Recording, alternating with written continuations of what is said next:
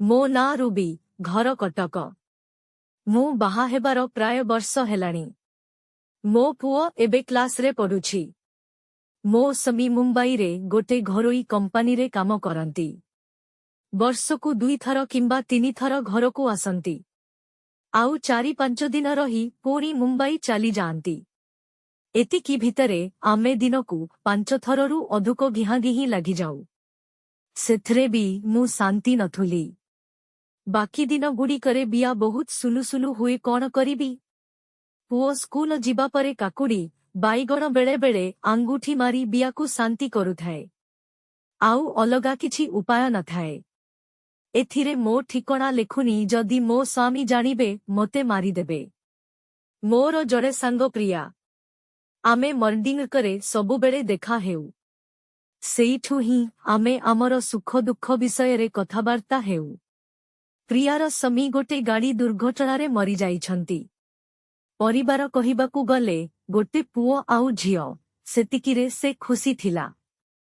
मिति कथाबार्ता हेबा भितरे मु ताकू केमिति कंटेल करी रहुछि पचारिली। से कहिला पुओ झियो तो समस्ते बाहरे रहिले, मु जणे प्ले बय घरकू डाकी शोष मेंटाउछि। सेदिन मु तांकू आउ किछि कहिलिनी कारण से मोठू टिके बड़ा हेबे। सेदिन रातिरे भाबुथाए तांकू मो भोक विषय केमिति कहिबी। मो देह टिके पतला हेई आउ मु बहुत सेक्सी। सबुबेले मो बिया उठुथए संभोग करिबा पाई। ता परदिन मु किछि न भाबी तांकू कहिली, दीदी प्ले बय किए से? केमिति आसीबे सेमाने, मोते टिके दरकार थला। ए कथा सुनी से टिके हसिले आउ कहिले, ए सबुठारु दूरेई रुह, भल नुहे। मो भोक विषय रे बुझेई कहिली। से सबु सुनिबा परे से मोते गोटे मोबाइल नंबर देई कहिले कॉल करी डाकिबाकू। ओ मोते टिके राहा मिलिला।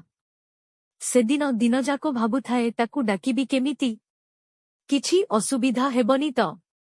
ए सबु किछि न भाबी मु कॉल करी मो ठिकणा देली आसीबाकू। रातिरे पुओकू खाइबाकू देई सुआई देली। मु ताकू कहिथाए राति परे आसीबाकू। मोते टिके टिके डर लागुथाए काले केही जानिबेनी तो। देखु देखु राति 12टा हेला परे प्ले बय मो घरे पहुंचिला। पैसा टिके अक कहिला, ताकू 2000 रे ठीक कली आउ पूरा राति गेहिबाकू कहिली। पुओकू ड्रिंग रूमरे सुआई देली आउ आमे दुहे बेड रूमकू चलिलु। मो साड़ी खोली देई ब्रा आउ चड़ीकू पिंधी खट उपरे बसिली। से पिला टिके लाज करुथाए। मु कहिली जलदी ड्रेस खोले। से एपट सेपट हेई तार ड्रेस खोलिबा परे कहिली, मोते पूरा किस करे। से करिबाकू मना कला। केवल गेहिबाकू कहिला। मु कहिली मां, गिहा बांड छोड़िबाकू आसिछु की? से टिके हसी देई मो अंटाकू धरिला आउ चढ़ी ब्रा खोलिला। से मोते लिप किस कलानी कारे मोर किछि बेमार थुबो बोधाय बहुत बाध कली तथापि करुना थए। से मोते कुंढाई धरी जंग आउ दूधकू पूरा चिपिला। मु टिके टिके शब्द करिबा आरंभ कली। मोते सुआई देई मो बियारे आंगुठी पुराई आग पछ कला ओ हाँ जहा करी पाटी करुथाए। मु आउ रही पारिलिनी। तार चड़ी खोली देखे तो मागिहा की बांड लो बोउ। सते जेमिति लुहा साबड़टा। बांड पूरा छती हुई रही थाए। पाखापाख इंच लंबा आउ इंच मोटा हेइथिला। मु देख बिया आहुरी उठिबाकू लागिला। गोटे हातरे ता बांडकू धरी हलाउ थाए ओ से मो दूध आउ अंटाकू दलु थाए। कहु थाए, माडाम तुम भली गोरा बिया आउ सेक्सी झियोकू आजी पर्यंत गेहिनी। तुम बड़ी पतला हेले कौन हेबो, दूध पूरा साइज अछि, कौन लगौछ देहरे? मु कहिली, मागिहा गेहिबाकू आसिछु, सजरे गेहिकी जा एते प्रश्न करिनी। से टिके चुप होई कहिला सरी मैडम। ता बांडकू टिके चाटिबाकू कहिली हेले से मना कला। दह आंग हेई कहिली, जडई गिहे मागिहा मु आउ अपेक्षा करी पारुनी। आंग ता बांडकू धरी मो बियारे पुरेली। से धीरे धीरे पेलिबा आरंभ कला। ଓ ମାଗିହା ଏତେ ବଡ଼ ଶାବଳ ମୋ ବିଆରେ କେବେ ପଶିଥିଲା? ମୁଁ ଟିକେ ଡହା କରି ଚିଲେଇଲି। ସେ ଆହୁରି ଜୋରରେ ଗେହିବାକୁ ଲାଗିଲା। କିଛି ସମୟ ପରେ ମୋ ପାଣି ବାହାରିଗଲା, ତଥାପି ସେ ଗେହି ଚାଲିଥାଏ। ଘର ସାରା ଖାଲି ପଚ ପଚ ଶବ୍ଦ ହେଉଥିଲା। ମୁଁ ଭାବୁଥାଏ ପୁଅ ଆଉ ଉଠି ଯିବନି ତ? କିନ୍ତୁ ସେ ଗମ୍ଭୀର ନିଦରେ ଶୋଇଥିଲା। ସେ ମାଗିହା ନନ୍‌ଷ୍ଟପ୍ ଗେହି ଚାଲିଥାଏ। ଭିତରେ ଭିତରେ ମୋର 3 ଥର ପାଣି ବାହାରି ଗଲାଣି। ମୁଁ ବି ତାକୁ କିଛି କହୁନଥାଏ। ପଇସା ନେଇଛି ଯେତେବେଳେ ଗେହିବା ଦରକାର। ମୁଁ ଚିଲେଇ ଚିଲେଇ ଥକି ଗଲିଣି, ଆଉ ସେମିତି ଅସଂଯତ ଅବସ୍ଥାରେ ପଡ଼ିଥାଏ। ପଚ ପଚ ଶବ୍ଦ ମୋ କାନରେ ବାଜୁଥାଏ। ସେ ଟିକେ ଧୂରେ ଧୂରେ ଥଣ୍ଡା ପଡ଼ିଲା। ମିନିଟ୍ ବସିଲା। ମୁଁ ଟିକେ ପାଣି ପିଇଲି ଆଉ କହିଲି, ଏଥର ଟିକେ ମୋ ଗାଣ୍ଡିରେ ଗେହିବାକୁ। ସତରେ ଏତେ ବଡ଼ ବାଣ୍ଡ ଦେଖ, ମୁଁ ତବୁଜ ରହିଗଲି। ମୋ ସ୍ମିଙ୍କର ଏତେ ବଡ଼ ହେବନି, ଆଉ ମୁଁ ଗାଣ୍ଡିରେ ଗେହିବା କଥା କହିଲେ ସେ ମୋତେ ଗାଳି କରନ୍ତି।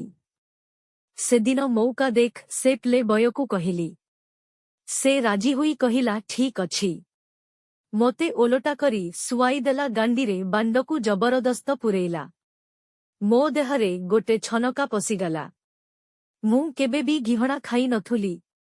ଓ ମାଲୋ କହି ଗୋଟେ ରଡ଼ି ଛାଡ଼ିଲି। ସେ ମୋ ଉପରେ ଶୋଇପଡ଼ି ମୋତେ ଟାଇଟ୍ କରି ଧରିଲା, ଯେମିତି ମୁଁ କୁଆଡ଼େ ହଲି ପାରିବିନି। ଓହ ଡାହା! ଆମ୍! କି ସ୍ପିଡ୍‌ରେ ସେ ବାଣ୍ଡକୁ ତଳ ଉପର କରୁଥାଏ, ମୁଁ ସମ୍ଭାଳି ପାରୁ ନଥିଲି। ଗାଣ୍ଡିରେ ଯେମିତି କଞ୍ଚା ଲଙ୍କା ପୁରାଇଲା ଭଳି ପଡ଼ୁଥାଏ। ମୁଁ ଚିଲେଇ ଚିଲେଇ କାନ୍ଦି ପକାଉଥାଏ, ଭଗବାନ କ'ଣ ହେବ ଏବେ? ମିନିଟ୍ ନିର୍ଘାତ ଗେହିଲା ପରେ ସେ ତାର ବାଣ୍ଡକୁ ଦେଖେଇ କହିଲା, ମ୍ୟାଡମ୍, ତମ ଗାଣ୍ଡିରୁ ରକ୍ତ ବାହାରିଲା। ମୁଁ ପୁରା ଡରିଗଲି। ତାକୁ ଭଲକି ଗାଳି ଗଣେ କହିଲି। ସେ କହିଲା, ତମେ ଗାଣ୍ଡିରେ ପ୍ରଥମ ଡୋଜ ନେଲ ବୋଧେ, ସେଥିପାଇଁ ରକ୍ତ ବାହାରିଲା। ଡହ ଭଗବାନ! ମୁଁ ପୁରା ଅଚେତବସ୍ଥାରେ ପଡ଼ିଥିଲି। ସେ ମୋତେ ବାଥରୁମ୍ ନେଇ ଗାଣ୍ଡି ଆଉ ବିଆକୁ ସଫା କଲା। ଆଉ ସେ ମୋତେ ଟେକି ଆଣି ଖଟରେ ପକେଇ ଦେଇ ଗଲା। ଆଉ କହିଲା, ଯେବେ ବି ଦରକାର ମୋତେ କଲ୍ କରିବ। ସେଦିନ ସକାଳୁ ଆଉ ଉଠି ପାରିଲିନି। ବାବାରେ କି ଗିହଣା ଦେଲା ସେ ମାଗିହା। ସେଦିନ କିଛି ଖାଇବା ମଧ୍ୟ ରୋଷେଇ କହିଲିନି। ପୁଅକୁ ପଇସା ଦେଇ ହୋଟେଲରେ ଖାଇ ନେବାକୁ କହିଲି। ଦିନ ସାରା ଗୋଟେ କଥା ଭାବି ତାକୁ ଫୋନ୍ କଲି ଆଉ ପଚାରିଲି, ଏତେ ସମୟର ଷ୍ଟାମିନା କେମିତି ପାଉଛ? ସେ କହିଲା, ସବୁ ମେଡିସିନର କମାଲ। ଯଦି ଆପଣ ପ୍ରତିଦିନ ଏହି ପ୍ରକାରର କାହାଣୀ ଶୁଣିବାକୁ ପସନ୍ଦ କରନ୍ତି, ତେବେ ଭିଡିଓକୁ ଲାଇକ୍ କରନ୍ତୁ ଏବଂ ଚ୍ୟାନେଲକୁ ସବସ୍କ୍ରାଇବ୍ କରନ୍ତୁ, ଯାହାଦ୍ୱାରା ଆପଣ ପ୍ରଥମେ ନୂଆ କାହାଣୀ ପାଇବେ।